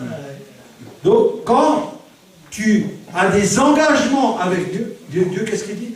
Quand tu commences à faire un vœu à l'Éternel, sois prudent. Tu commences à marcher sur un sol qui peut briller. Quand tu commences à faire un vœu de l'Éternel, dépêche-toi. Dépêche-toi. L'Éternel te dit, commence à courir. Commence à courir pour l'accomplir. Commence à courir. Or, je rappelle un seul vœu à tout le monde ici. Moi, le premier, Seigneur, je vais te donner ma vie. Ça, c'est le premier engagement que j'ai fait à l'Éternel. Combien de fois je suis allé le voir, j'ai dit, écoute, je reprends 5% là, parce que j'ai un truc à faire. Non? Personne n'est allé reprendre 5%, 3%. Il y en a qui sont même allés, quand je vois l'Assemblée, je suis sûr, il y en a qui ont repris 99,9%. Ils ont laissé un dixième à Dieu. Dis, Dieu, ça te suffit. Ça, c'est la considération qu'on a pour Dieu. Vous voyez, dans nos actes, vous savez, moi je dis la vérité, moi je m'en fous. Moi je veux dire, je ne suis pas inquiet. Vous savez, quand nous les pasteurs, on voit les gens comme ça, on a l'impression toujours que l'Esprit nous révèle tout, comme si on était des imbéciles. Mais on voit aussi avec les yeux des choses sans que l'Esprit nous révèle. On le voit pourquoi? Parce qu'on définit quelqu'un à ce qu'il fait, non pas à ce qu'il dit, à ce qu'il fait. On le définit à ce qu'il fait. Ah Mario, t'inquiète pas, dimanche je suis présent. Je regarde. Ah, il n'est pas là. Ah, moi il ne m'aimait pas, mais alors Dieu encore pire. Parce qu'il devrait être là. Non. C'est des petites choses simples qu'on dit là. Mais c'est là qu'on commence. C'est là que ça commence. C'est là où je commence à honorer Dieu. C'est ma présence au culte. C'est mon engagement dans l'église. C'est être membre dans l'église. C'est participer à l'œuvre de Dieu. C'est écouter ses projets. C'est faire ses projets. C'est obéir, me soumettre. C'est aimer mes frères et sœurs. C'est faire tout ça. C'est ça mes engagements. Il y en a un paquet. Quand je donne ma vie à Dieu, ça veut dire que ma vie, elle ne m'appartient plus. Ça veut dire qu'il y a quelqu'un d'autre qui se lève tous les jours. Il me dit, voilà ce que tu vas faire aujourd'hui. C'est ça mon engagement. Mais comment on peut oublier Dieu? Vraiment. C'est lui le maître de la vie. Qu'est-ce qu'on a dit? Tout lui appartient. Il est le maître de tout. On ne peut pas s'échapper. David lui-même, il disait, quand je monte en haut, t'es en haut. Quand je descends en bas, t'es en bas. Quand je vais là-bas, t'es là. Il a bien défini que partout où il allait, David, Dieu était là. C'est pas comme ça dans votre vie? Ah non, ma vie, c'est comme ça. Quand je vais de travers, il est là. Quand je vais bien, il est là. Partout où je vais, Dieu est là. Je suis son enfant. Il doit veiller sur moi. Il a une responsabilité, ce Dieu-là, envers nous tous. C'est qu'il veille sur nous. Il ne demande pas ton avis. Il veille sur toi. Amen. Il ne dépend pas de toi. Donc là, on dit, prenez-y donc garde. Ça veut dire que, il dit, fais attention, toi qui oublies Dieu. Fais attention.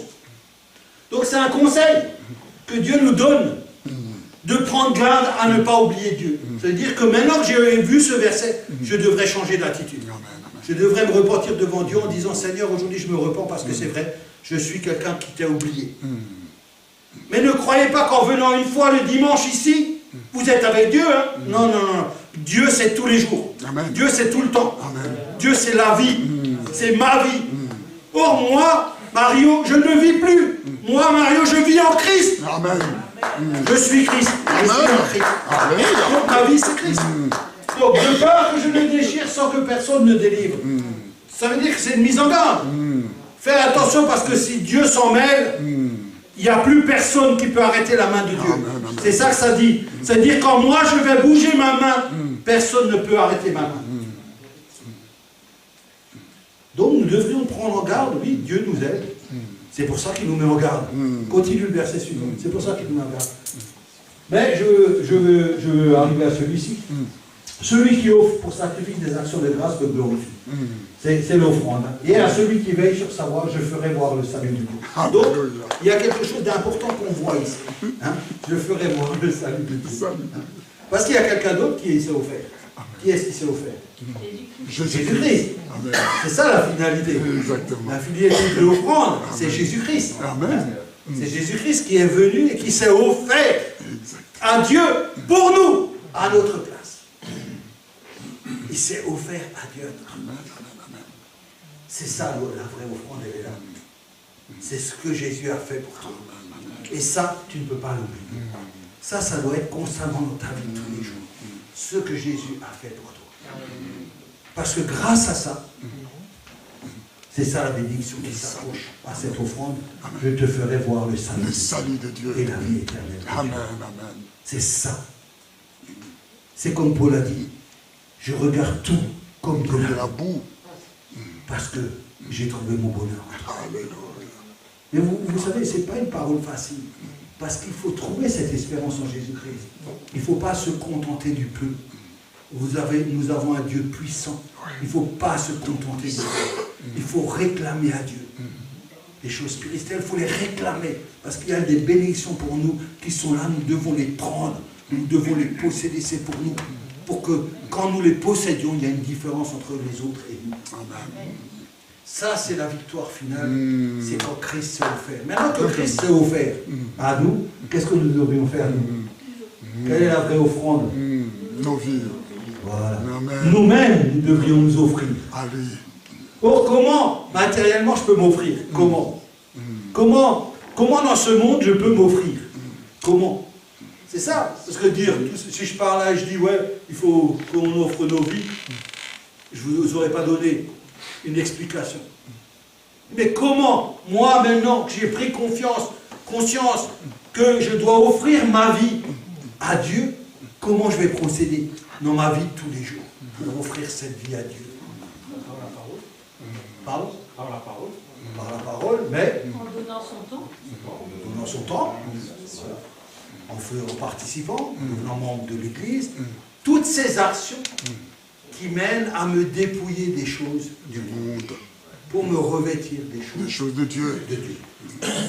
Je dois me revêtir de toutes les choses de Dieu et rejeter toutes les choses du monde. La Bible a dit dans Romains 12, verset 1.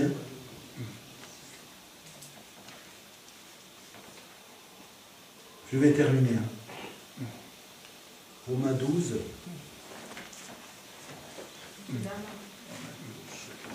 Je vous exhorte donc, frères, par les compassions de Dieu, à offrir vos corps comme un sacrifice vivant, saint et agréable à Dieu, ce qui sera de votre part un culte raisonnable. Moi, ce que je préfère dans le verset, c'est un culte raisonnable. Ça veut dire que quand on a offert nos corps et nos vies à Dieu, on aura juste fait ce qui était normal. On n'a rien fait de plus. Imaginez-vous si on ne le fait pas, quelle catastrophe dans nos vies. Or, nous avons proclamé Jésus-Christ comme Seigneur et Sauveur. Et maintenant, nous gardons ce corps, nous gardons tout, au lieu de tout donner. Jean 10, versets 11 à 8. Donc nous devrons, ça c'est les conseils de la parole de Dieu. C'est des conseils de sagesse. Où on devrait s'investir. Je dis aux nouveaux baptisés, tout de suite, il faut commencer à faire quelque chose pour Dieu. Il faut faire quelque chose. Un chrétien devrait déjà connaître tous ses dons au début. Au début, il devrait savoir pourquoi il est là, les dons qu'il a reçus, où il travaille. Il devrait chercher tout ça, pas se préoccuper. Les chrétiens d'aujourd'hui, ils acceptent Jésus-Christ, ils se baptisent et après ils pensent que c'est fini. Mais non, ça commence juste. C'est pas fini. Ça commence. Donc il faut qu'on rentre et qu'on explique aux gens que, bien entendu, on n'est pas là pour faire des œuvres. Mais les œuvres accompagnent la foi. La foi sans les œuvres est morte. Donc il faut qu'il y ait des œuvres. S'il n'y a pas d'œuvres, il n'y a rien. Nous, on ne fait pas des œuvres pour être sauvés. Hein. On est sauvés. Mais le salut produit des œuvres. Exactement. Ces œuvres, elles doivent se manifester dans notre Église. Des œuvres avec des exploits. Tu as trouvé Jean 10. Ouais. Tu l'as? Ouais, mais c'est quoi les versets? 10, Jean 10, verset 11 à 18. Je crois qu'il faut revenir à l'essentiel. L'essentiel, cette offrande, c'était quelque chose que Dieu a mis ce mois-ci dans nos cœurs. Pas seulement pour que nous mettions de l'argent, mais pour que nous comprenions dans quelle dimension Dieu nous attend. Il faut dépasser cette limitation qu'on se met en croyant que ce qu'on fait, c'est la fin du monde. Non, non, il faut arrêter de bricoler. Nous, on est des serviteurs du Dieu vivant, des puissants. Il doit y avoir une différence. La différence, on ne l'invente pas. Elle est visible. C'est tout le monde qui doit voir la différence, pas nous. Nous, si on en voit 3 de plus ici, on dit, ah ouais, il y a une différence. Non, non. La différence, c'est quand les gens, on n'arrive plus à les mettre ici, quand ils se les traînent sur la route. Dieu, quand il a donné à manger, il n'a pas donné à manger à trois personnes. Ah ouais, Jésus, tu sais, hein, il a pris 2 poissons et 5 pains, et il a donné à manger à 100 personnes. Non, il a donné à 5000. Pas 100, 5000. Et il n'y avait que des hommes. Donc, on voyait que c'était grand. Je veux dire, quand on s'attend à des exploits avec Dieu, ce n'est pas les exploits de taille, de nature humaine. C'est de nature extraordinaire. 11 à 18. Hein. Donc je suis le bon berger donne sa vie pour ses brebis. Hein, continue voir. Mais le mercenaire qui n'est pas le berger, à qui n'appartiennent pas les brebis, voit venir le loup, abandonne les brebis et prend la fuite, et le loup les ravit et les disperse. Continue encore. Les mercenaires, parce qu'il est mercenaire, qui ne se met point en peine des brebis, je suis le bon berger. Encore une fois, je connais mes bergers, elles me connaissent, et le voici, comme le Père me connaît, et comme je connais le Père, je donne ma vie pour mes brebis. Donc, c'est ça que Jésus nous enseigne. En fait, Jésus, dans son enseignement, quand il vient pour nous sauver, il fait quoi? Il donne sa vie. Il se met quoi? Il ne se met pas à travailler. Donc vous allez m'engueuler après, c'est pas grave. Il ne se met pas à travailler, il ne se met pas à partir en vacances, il ne se met pas à faire ça. Jésus, il a un souci. Un seul souci. Son souci, c'est de faire la volonté de son Père. C'est son souci. Moi, je suis venu pour faire la volonté de mon Père. Je fais la volonté de mon Père. Pourquoi? Parce que je connais mon Père. Parce que je connais mon Père parce que j'ai vu mon Père faire. Or, nous devrons être semblables à ça. Moi, je suis ici. Qu'est-ce que je fais? Mon seul souci, je fais la volonté de Jésus-Christ. C'est ça mon souci. Je cherche à plaire à Jésus-Christ. Or, dans la Bible, quand on lira, il faut, on l'a lu souvent ici, vous le connaissez tous par cœur, Dieu a préparé des bonnes œuvres afin de les accomplir. Ça veut dire que ces bonnes œuvres, ils sont à l'endroit que Dieu a choisi pour toi. Ils sont là. Ils t'attendent. Tu comprends? Des bonnes œuvres que Dieu a préparées d'avance. Quelles sont donc ces bonnes œuvres que Dieu a préparées d'avance que je peux faire? Ça, ce verset, on l'entend, c'est tout. On l'entend, mais on ne cherche pas, on s'imagine. On s'imagine des trucs, mais on ne le cherche pas. Comment on peut chercher ces bonnes œuvres? Ça, c'est du terre à terre. Hein. Dieu m'a dit, il a préparé des bonnes œuvres. Mais quelles sont donc ces bonnes œuvres? Quelles sont donc ces bonnes œuvres que Dieu a préparées, que je peux faire afin de glorifier mon Dieu? Ça veut dire que c'est important qu'on approfondisse la parole de Dieu et qu'on aille dans les détails pour commencer à la mettre en œuvre. Non pas que nous sommes capables de le faire, Mais le Saint-Esprit qui est avec nous nous rend capable de le faire. D'accord? Nous ne dépendons pas dans cet exercice de notre force, mais nous comptons sur la puissance de l'Esprit Saint. Or, cette puissance, elle doit nous accompagner. Elle doit nous accompagner parce que Dieu nous l'a promis. Et elle doit se manifester. Si tu as 1 milliard dans un sac et tu le traînes tout le jour de ta vie, ça sera que pénible. À la fin, il n'y aura rien, tu ne l'auras pas utilisé. Donc, je veux dire, nous avons la parole de Dieu pour qu'elle soit utilisée dans la vie de chacun. À travers l'offrande. Quand je fais l'offrande, aujourd'hui, ce matin, on va faire l'offrande. Il faut qu'on comprenne qui est Dieu. Qu'est-ce que Dieu a fait pour moi? Mais bien entendu, tout le monde sait que Dieu est amour. Mais combien de fois on n'était pas d'accord avec Dieu, même qu'il était amour? Quand il voulait faire un truc, on ne voulait pas le faire. Donc, nous devons comprendre que cette offrande-là que nous allons faire ce matin, il faut que Dieu voie notre cœur. Elle n'est pas pour qu'on reçoive le double. Elle est simplement une offrande de reconnaissance parce que je remercie Dieu pour tout ce qu'il a fait. Parce que quand il fallait me garder, il était là. Quand j'étais malade, il était là. Quand j'avais pas de boulot, il était là. Quand je suis allé chez le dentiste, j'avais peur, il était là. Quand je suis allé ceci, il était là. Quand l'essence, elle indiquait 0 et je continue à rouler, il était là. Quand j'avais pas à manger, il était là. À chaque occasion dans la vie, Dieu est là. C'est vrai qu'en France, c'est difficile, parce qu'on a tout. C'est difficile. Mais même en ayant tout, il y a des choses qu'on n'a pas. Et on peut voir la main de Dieu. Quand tu te lèves le matin, tous les matins, que Dieu te fait grâce, que tu peux marcher, que tu peux entendre, que tu peux voir, que tu peux dialoguer. Regarde, Thomas, notre ancien là de l'église d'Arleux, la fête, on dirait qu'il a 20 ans. C'est ça l'espérance qui est attachée à nous les chrétiens. C'est comme ça que nous devons voir les choses. Nous devons arrêter. Moi, je crois qu'il faut vraiment qu'on soit plus près de Dieu. Que Dieu nous rapproche. Il faut qu'on prie dans notre prière, qu'on dise à Dieu, rapproche-moi de toi. Rapproche-moi pour que je puisse être un enfant fidèle.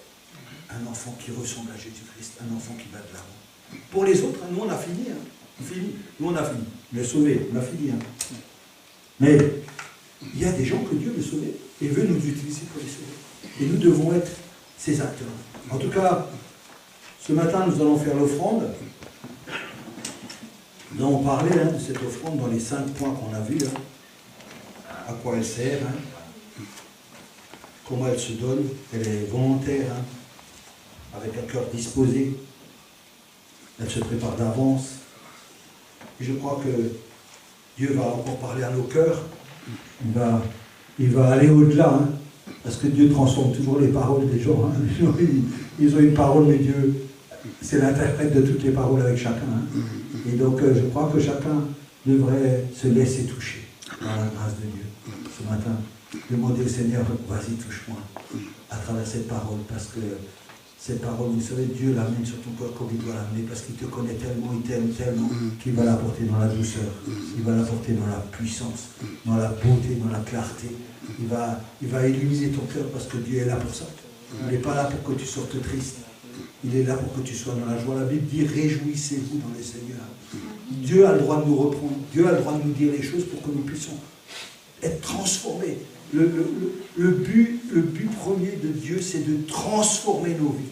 C'est de transformer nos vies. Donc quand on a un culte où des fois on secoue un peu les choses, ça n'enlève pas tout l'amour de Jésus-Christ. Ça n'enlève pas toute la beauté de Jésus-Christ. Ça, au contraire, ça la met encore plus en valeur parce que tous les gens savent ici qu'un bon père ou une bonne mère, quand l'enfant ne marche pas droit, il lui met une claque pour le remettre sur le droit chemin, ça ne fait pas de mal. Donc, de temps en temps, on a aussi besoin, nous, d'être remis sur le droit chemin, d'être remis. On peut être remis tout le temps, mais on en a besoin aussi, parce que ça nous fait du bien. Moi aussi, ça me fait du bien. Moi quand je parle d'abord à moi. Je ne vous raconte pas comment ça me concerne. Ça me concerne tout autant. C'est pas que parce qu'on est devant, on est à part. Moi, je ne me considère pas du tout comme ça. Donc moi aussi, dans les paroles, et c'est encore pire, parce que des paroles comme ça qui te concernent, c'est encore pire que quand tu les dis à quelqu'un d'autre. Parce que toi, tu dis quelque chose. dont tu devrais, toi, faire attention en premier. Donc, vous voyez, c'est toujours encourageant de savoir que Dieu, sur toute chose, il veille et qu'il aura le dernier mot. Amen. Bien, c'est vrai.